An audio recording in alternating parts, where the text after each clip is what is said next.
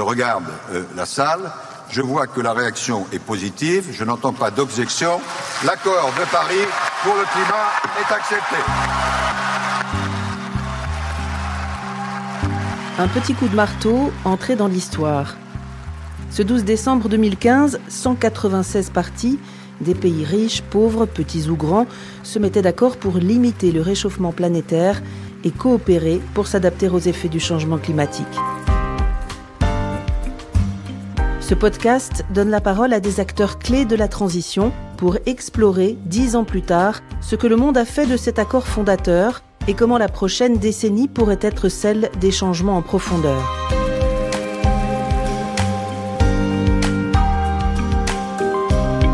Urgence climatique, 10 ans pour agir, promesses et réalités de l'accord de Paris.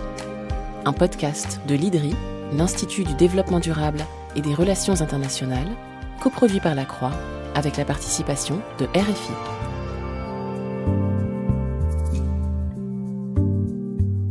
Épisode 4, crise climatique, l'urgence de s'adapter. De là à la maison, subitement, on a vu de l'eau qui venait avec pression. Donc ça a entré dans des maisons, donc ça a détruit. Et puis il y a des gens qui ont perdu le mari, qui ont perdu des femmes. Il y a des gens qui ont perdu leurs enfants. On est en train de chercher, donc on est éparpillés. Ça nous fait de la peine. Là, vous avez Mias, il y a 4 plans d'eau. Les 4 plans d'eau sont asséchés. Ah oui, c'est vraiment catastrophique. On se bat. On se bat, oui. Ah oui. On est obligé de se battre. Nos récoltes sont sous l'eau. Nous n'avons pas les denrées alimentaires pour le moment. Ça va être encore pire parce que peut-être même la digue, là, on a peur que ça se cède et puis on risque d'être dans l'eau encore. Il y a des tempêtes, il y a des tornades, il y a des cyclones, et puis aussi la montée des eaux aux Comores. Donc nous, on est d'abord plaidé pour l'adaptation. De voir comment on peut se protéger de la montée des eaux avec beaucoup de dégâts matériels et humains. Trop de soleil et trop longtemps sans voir un nuage, c'est la canicule, la sécheresse, les incendies. Trop d'eau, trop de pluies soudaines et massives sur des sols qui ne les absorbent pas, ce sont les inondations, les terrains qui se disloquent. Et au commencement de cette boussole qui s'affole, trop de chaleur, celle qui provoque les ouragans et gonfle les océans qui submergent parfois les îles, les littoraux, celle qui fait fondre les glaces et dérègle le climat. Devant la folie du thermomètre, pas le choix, il faut s'adapter. C'est le thème de ce 4e épisode.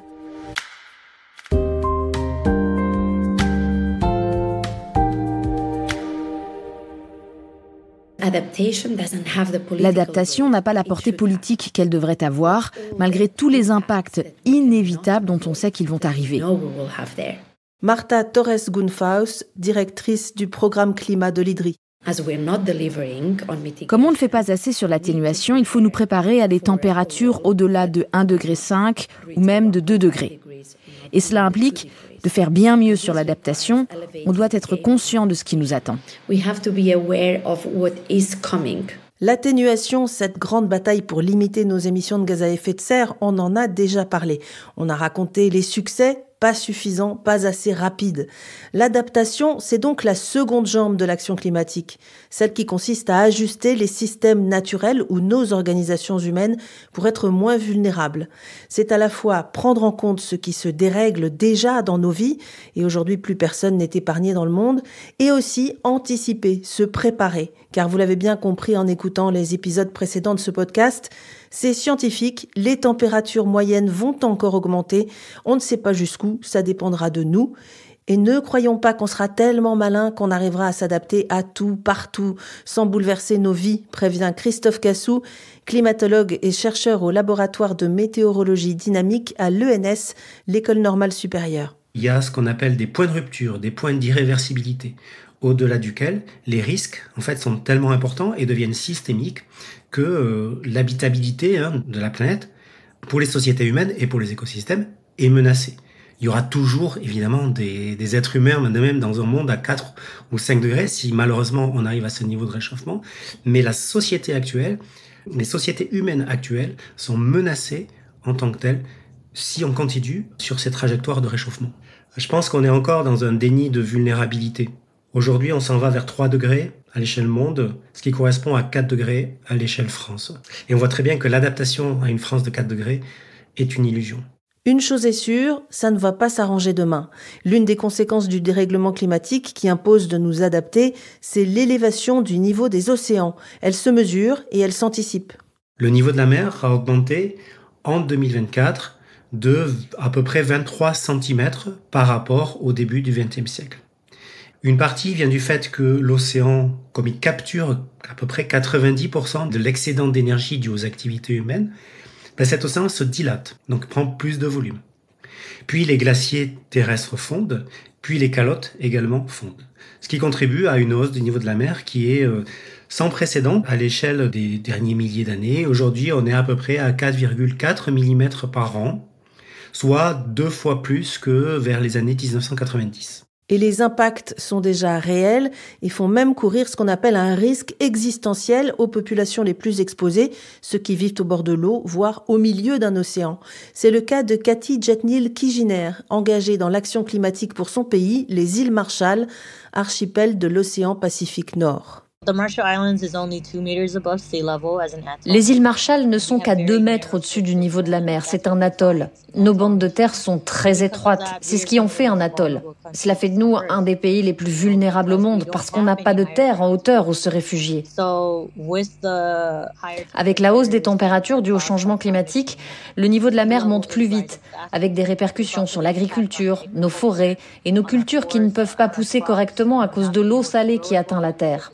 La population voit donc les côtes se rétrécir, la mer gagner sur les rivages, des inondations plus fréquentes et une modification du paysage qui impacte leurs moyens de subsistance, ce qui fait peur et nous amène à nous interroger sur notre avenir. Trop d'eau de mer et une grosse préoccupation, l'accès à l'eau douce, m'explique Tina Steggi, qui plaide elle aussi dans les instances internationales pour la survie des îles Marshall. Quand j'étais jeune, on tirait l'eau des puits pour nous laver les vêtements. Parfois même, on pouvait s'en servir pour la cuisine. Dans beaucoup de ces puits maintenant, l'eau est saumâtre, on s'en sert pour la chasse d'eau. On dépend entièrement de l'eau de pluie pour tous les autres usages, même pour rester hydraté, quoi. Les Iliens regardent l'océan quand d'autres regardent le ciel. Les impacts du changement climatique se déclinent au pluriel et parfois ils sont massifs, comme ici en Inde, me dit le chercheur Arunabha Ghosh de l'Institut CEEW. On estime que 75% des districts indiens sont désormais exposés aux phénomènes climatiques extrêmes, les inondations, les sécheresses, les cyclones et parfois une combinaison de tout ça.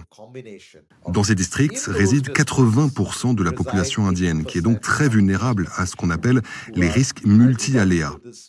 Un même endroit peut être soumis à une inondation et à une sécheresse ou à un cyclone et à une inondation, etc. Et donc, les conditions météo extrêmes, les variations des précipitations et les fortes chaleurs commencent à affecter la population indienne, dont environ 80% sont actuellement confrontés à cette crise.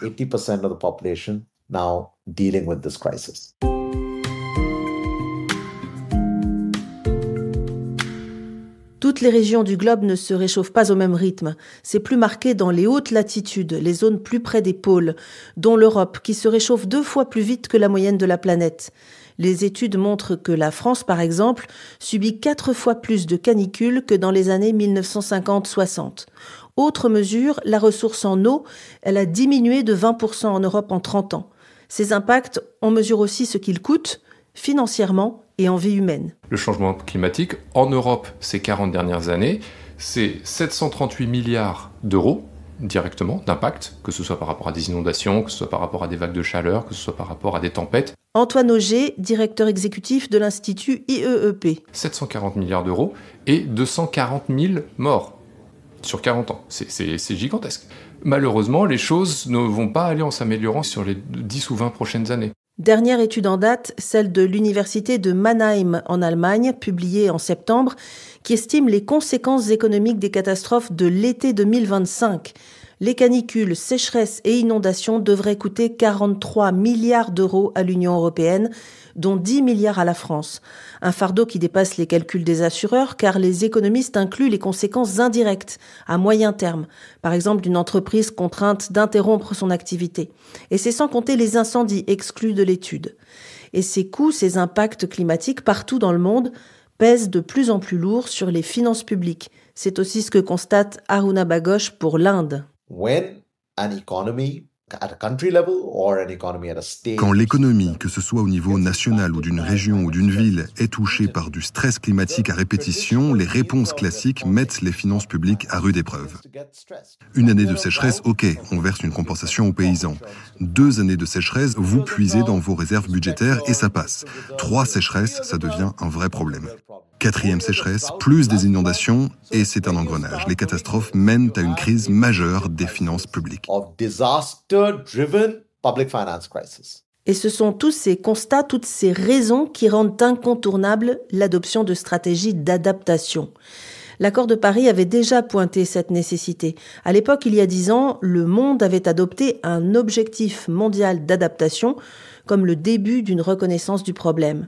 Depuis, la prise de conscience est allée bien plus loin, explique le chercheur Alexandre Magnan, auteur du GIEC et spécialiste de ces questions d'adaptation. C'est depuis la Nouvelle-Zélande qu'il étudie les impacts sur les populations les plus vulnérables. À Paris, en 2015, on a effectivement mis en place un objectif global d'adaptation assez flou, mais quand même on l'a mis en place. Et depuis, 10 ans après, les choses se sont accélérées. Alors le pendant de tout ça, c'est que plus il y a de discussions, plus il y a de progrès, plus il y a de sujets mis sur la table qui concernent l'adaptation, et plus le système des négociations sur l'adaptation s'est complexifié. Le problème qu'on a aujourd'hui, c'est que ces items, ces sujets de négociation-là, sont un peu déconnectés les uns des autres, et pour l'instant, ces agendas ne se parlent pas. Ça veut dire que c'est des sujets de négociation distincts qui arrivent dans les COP à des moments différents, mais on ne connecte pas forcément ces éléments-là. La multiplication des risques climatiques met aussi en évidence que les premiers touchés par les impacts sont les plus fragiles, et donc que les actions à mettre en œuvre recoupent les objectifs de développement humain.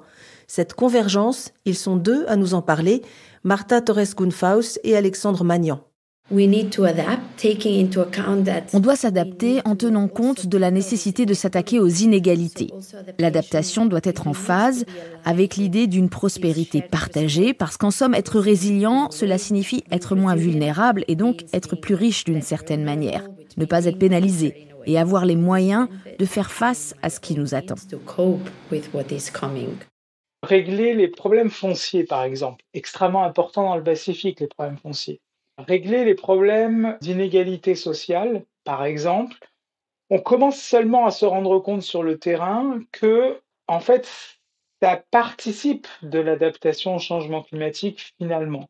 Même si ce n'est pas très en lien direct avec les risques climatiques, ça participe quand même parce que ça réduit la vulnérabilité de long terme au changement climatique. Arrêtons-nous un moment sur ces mots « long terme », car c'est souvent une difficulté, réussir à articuler les actions climatiques de court, moyen et long terme, et qu'elles restent cohérentes entre elles. Cela suppose que les décideurs politiques aient une vision de l'avenir, peut-être grâce aux données du GIEC par exemple. Mais il arrive régulièrement qu'une mesure prise pour contrer les effets d'un dérèglement climatique se révèle avec le temps contre-productive. C'est ce qu'on appelle la maladaptation, explique Marta Torres-Gunfaus. Maladaptation is really when there is a well-intended action that makes things worse. La maladaptation, c'est quand une action pleine de bonnes intentions empire la situation. Par exemple, faire une digue pour empêcher des inondations. Mais du coup, l'eau inonde une zone voisine. Alors d'un côté, on règle un problème, mais on l'amplifie sur un autre territoire, ou alors ça aggrave même le problème sur le long terme. Autre situation, là où il y a des sécheresses, par exemple en Espagne, on installe un système d'irrigation dont on sait qu'il sera inopérant avec le temps, parce que les sécheresses vont devenir plus aiguës. S'adapter, en voyant sur le long terme, ce serait adopter des cultures plus compatibles avec les sécheresses plus longues que l'on connaîtra à long terme. Longer droughts that we're gonna have over the longer term.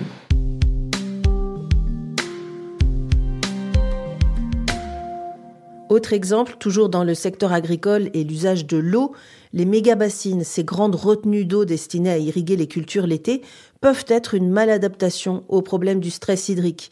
L'eau est bien mieux préservée dans les nappes phréatiques où elle ne s'évapore pas et l'eau prélevée peut manquer à la nature environnante. Tous les pays sont donc censés adopter une stratégie avec des plans d'adaptation pour décider à moyen et long terme les actions qui réduiront leur vulnérabilité au changement climatique.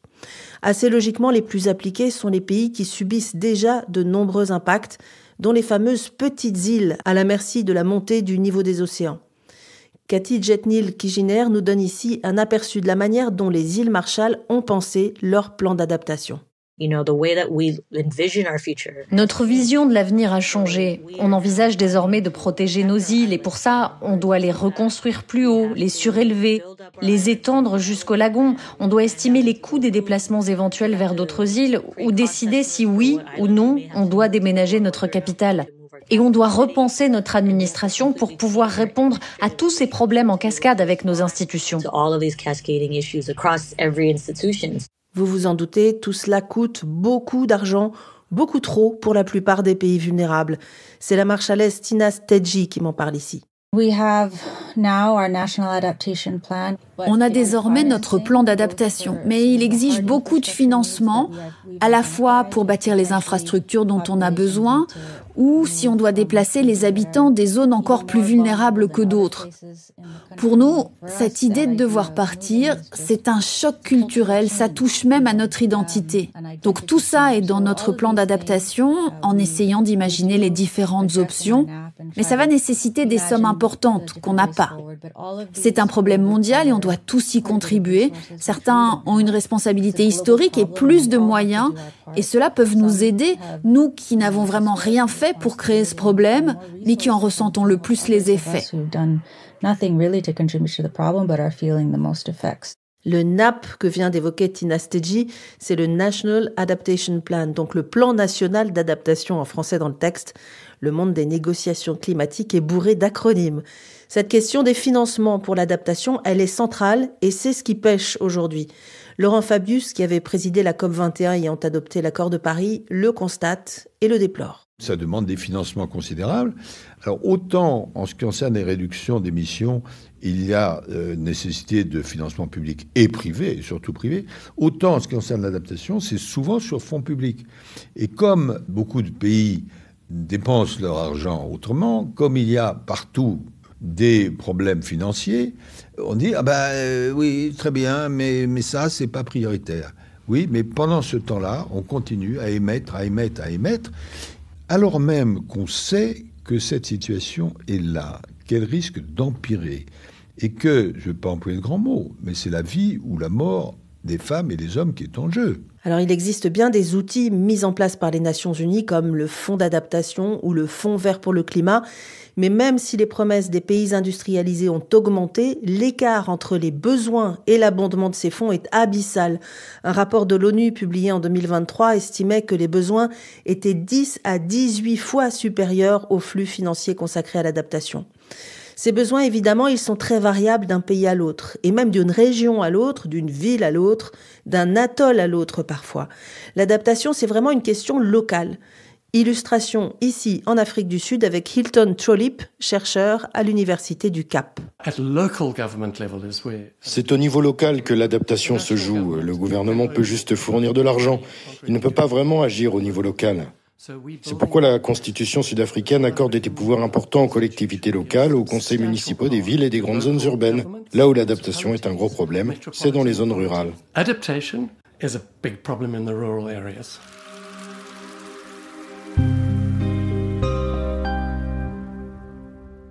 Autre territoire bien différent, les États-Unis, dont on sait que l'engagement climatique fait le yo-yo ces dernières années, au gré des alternances et des présidences de Donald Trump, et où l'expression crise climatique a été bannie des documents officiels.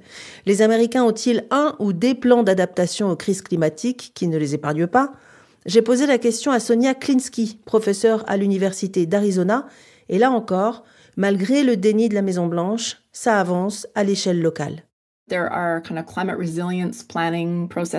existe des sortes de processus de planification de la résilience climatique. Vous savez, les villes ont pas mal de pouvoir aux États-Unis. Et donc, un certain nombre de villes ont des plans de résilience climatique, ou des plans d'adaptation, ou alors des bureaux du développement durable et du climat. Même des villes plutôt conservatrices. Houston, Miami. Et donc ces plans portent toutes sortes de noms, et en ce moment d'ailleurs certains de ces noms sont modifiés. Mais beaucoup de ces villes ont ce qui ressemble à des plans climat axés en quelque sorte sur l'adaptation. Voilà pour les villes, l'échelon local. On a parlé aussi des plans au niveau national, mais les gouvernants ne sont pas les seuls à devoir réfléchir à de nouvelles manières de vivre dans un monde qui se réchauffe. Par exemple, comment mieux isoler les logements ? L'adaptation est un enjeu colossal pour le secteur du bâtiment et de la construction. Vous vous rappelez peut-être cette estimation ahurissante. Dans les 30 prochaines années, il devrait y avoir autant de nouveaux bâtiments construits que de bâtiments existants. C'est Emmanuel Normand, le directeur du développement durable de Saint-Gobain, qui nous avait indiqué l'ampleur de l'urbanisation attendue, surtout dans les pays en développement et beaucoup en Afrique, dont la démographie explose. Je lui ai donc posé la question, que fait le secteur pour adapter les bâtiments aux risques climatiques ?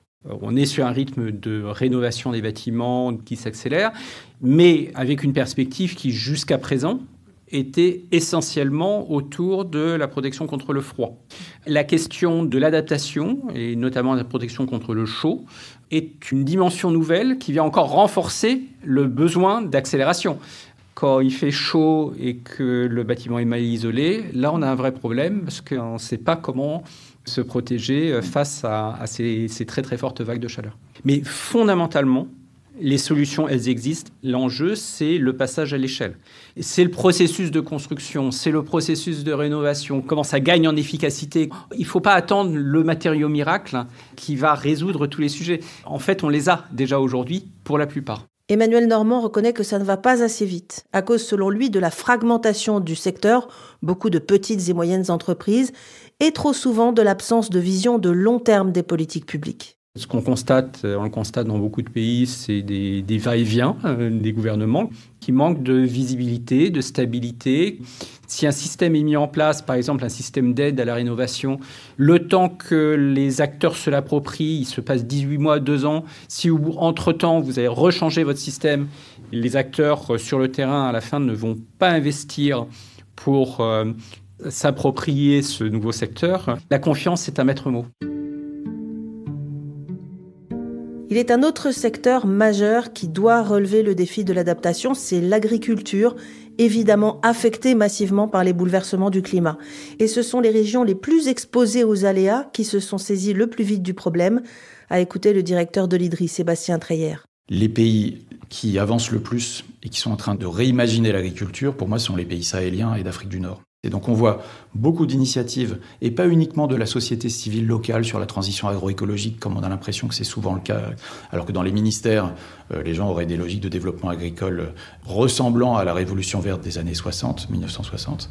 Là, on voit des pays entiers qui se disent en fait il faut changer de modèle agricole, avec de la recomplexification des paysages agricoles et des rotations complexes, enfin des choses qui permettent de gérer l'eau et l'ensemble des cycles des nutriments à l'échelle du paysage agricole pour éviter que les impacts soient trop négatifs du point de vue du changement climatique. Ce faisant, on est aussi dans des systèmes qui captent mieux le carbone et qui sont aussi assez bons d'un point de vue de l'atténuation du changement climatique. Autre pays où une stratégie d'adaptation se développe dans les campagnes, l'Inde, où l'agriculture représente plus de la moitié des emplois. On a déjà évoqué l'usage de l'eau avec une incitation à adopter un système d'irrigation plus sobre, fonctionnant à l'énergie solaire. Autre mesure, que m'a expliqué Aruna Bagosh, proposer aux paysans de cultiver d'autres céréales. We can also think about what type of crops need to be grown. On peut aussi réfléchir au type de culture à planter, à la fois plus résistante au changement climatique et plus nutritive. L'Inde a beaucoup promu la culture du mil lorsqu'elle présidait le G20. Et là, enfin, on se préoccupe de l'eau, de la rétention de l'eau et des sols pour réussir à faire face à la crise hydrique due au changement climatique. Mais il reste un défi. Beaucoup de cultures, comme le riz, sont toujours cultivées dans des zones où l'eau manque. Et l'on doit concevoir des politiques publiques et commerciales pour inciter les paysans à abandonner ces cultures tellement gourmandes en eau et à se tourner vers d'autres plus fiables et résilientes. Donc il faut être stratégique là. On a besoin de ce que j'appelle une révolution verte 2.0 pour devenir plus respectueux du climat et plus économe en eau dans notre agriculture. Finalement, ce sont notamment les pays qui ont le plus de moyens qui tardent à aider leurs agriculteurs à adopter un nouveau cap. Sébastien Treyer. Du côté des pays qui ont des forts niveaux de productivité, on voit bien que la question de l'adaptation a tardé à venir. Et il y a eu beaucoup de résistance à l'atténuation, c'est-à-dire l'idée de dire, en fait, nous, on est un secteur agricole qui est productif, mais qui est en forte concurrence entre le Brésil, l'Europe, les États-Unis, la Chine, etc. Et donc, on ne peut pas se permettre le luxe de protéger l'environnement. En France, en ce moment, c'est un discours qui est très fort, et en Europe en général. Et en même temps, aujourd'hui, ces secteurs-là se rendent bien compte que la question de l'adaptation va devenir majeure. Pour d'autres pays en développement, ces freins sont avant tout financiers. Samba Fall nous parle ici du Sénégal, où il est responsable climat et transition systémique de l'ONG ENDA. Il va falloir améliorer le secteur agricole avec le développement des systèmes d'irrigation plus sophistiqués, adaptés, mais à coût moindre. Mais souvent, le système énergétique qui est proposé est vraiment exorbitant. Le prix est exorbitant et endette davantage ces paysans. Et donc, la maîtrise de l'eau est fondamentale pour le secteur agricole.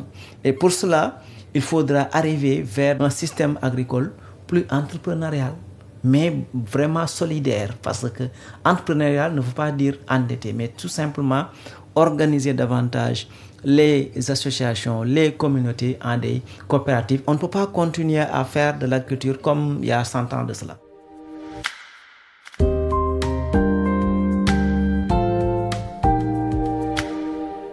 On referme ce chapitre sur l'agriculture pour s'intéresser aux entreprises. Elles aussi sont exposées aux risques climatiques directement ou indirectement. Et quelle est la meilleure façon pour une entreprise de s'adapter ? Eh bien, c'est justement de connaître ses propres risques, m'a répondu Maria Mendiloucé, qui dirige la coalition We Mean Business. Il y a toute une littérature pour aider les entreprises à appréhender la nécessité de mesurer leurs risques. D'après ce que j'entends, certaines ont l'impression que si elles rendent publics leurs risques climatiques, elles seront pénalisées dans leur valorisation. Mais c'est tout le contraire. Je crois que les banques et les investisseurs préfèrent voir des entreprises qui comprennent la nécessité de divulguer les risques et qui agissent en conséquence. Donc en réalité, celles qui sont transparentes sur les risques devraient bénéficier d'une valorisation plus avantageuse. C'est ce que j'entends. Cela dit, je pense que le défi auquel sont confrontées les entreprises et les sociétés, ce sont les nombreuses vulnérabilités de leur chaîne d'approvisionnement. Que se passe-t-il si au bout de la chaîne, quelqu'un dépend d'un unique fournisseur qui subit une inondation ou un incendie ? Ça peut complètement perturber la chaîne ou la livraison de certains produits. Et là-dessus, on n'a pas vraiment de visibilité. Donc je pense qu'à l'avenir, on améliorera l'évaluation des risques et des vulnérabilités de nos chaînes d'approvisionnement pour pouvoir y remédier. So that then we can address them. Et cette question des risques, de toutes nos vulnérabilités face au changement climatique, nous mène directement vers un acteur majeur de notre système économique. Ce sont les assurances, bien sûr. Mieux vaut prévenir que guérir, dit le proverbe, évidemment.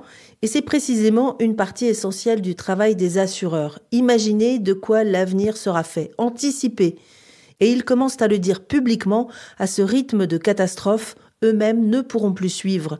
C'est peut-être eux qui ont la vision la plus complète du tableau. Leur parole est d'or, me dit l'économiste Laurence Tubiana, qui dirige la Fondation européenne pour le climat. Ce qu'on a appelé le risque climatique, c'est venu du milieu des assurances, parce que c'était mesurer le coût. Maintenant, leurs chiffres sont quand même assez impressionnants. Évidemment, il y a des choses qu'ils ne voudront plus assurer. Ils n'ont pas forcément envie de le dire très haut. Les banques centrales sont très inquiètes parce que c'est quand même les assureurs qui mesurent le risque de stabilité financière de beaucoup d'entreprises. Et puis là, on regarde les coûts humains à Valence ou ailleurs, mais il y a des coûts économiques considérables. Et donc, il y a des choses qu'on ne va plus assurer. Et déjà, en 2015, quand j'avais discuté avec le patron de l'époque de AXA, il m'avait dit vers 2025, il y a des choses qu'on n'assurera peut-être plus, ou d'ici 2030 sûrement, et c'est venu beaucoup plus vite, puisque déjà depuis 2 ans, en tout cas, en Californie, en Floride, dans certains endroits, on ne peut plus assurer sa maison contre le feu ou contre les inondations. Ça veut dire que ce secteur des assurances peut prendre un rôle peut-être un peu de lanceur d'alerte auprès des institutions financières, auprès des décideurs politiques ? Oui, s'ils livrent leurs chiffres et des coûts actuels et des modèles qui anticipent sur les 5 prochaines années, qui soutiennent ces évaluations, je pense que le signal va être très important. Je me souviens toujours de l'ouragan Sandy en 2012 à Manhattan. C'est comme ça que Bloomberg s'est engagé sur le climat d'ailleurs. Il était maire de New York. Il a vu cette catastrophe arriver et il a dit il faut que je fasse quelque chose. Et c'est le premier plan d'adaptation de n'importe quelle grande ville a été fait par Bloomberg après Sandy. Les assureurs imaginent des futurs possibles pour mieux s'y préparer, s'y adapter. Dans leurs scénarios sont croisées des données climatiques, démographiques, économiques, mais aussi géopolitiques. Et de ce point de vue, on est bien loin de l'esprit d'universalité salué au moment de l'adoption de l'accord de Paris il y a 10 ans. La géopolitique en crise et son impact sur l'action climatique, ce sera le thème du prochain épisode.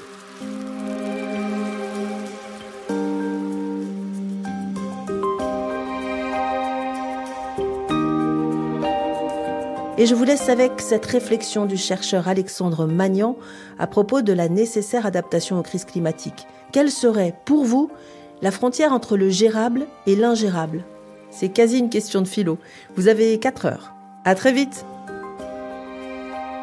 Vous savez, les gens me disent, mais nous, la vraie question est, qu'est-ce qui va, et à peu près quand, menacer l'habitabilité de notre territoire ? La frontière entre l'ingérable et le gérable, d'abord, est extrêmement difficile, même scientifiquement, à mettre en évidence. Et surtout, pour les gens, c'est extrêmement difficile de savoir, à l'horizon des décennies à venir, ce qui pour vous en tant que société, sera gérable et ce qui ne le sera pas.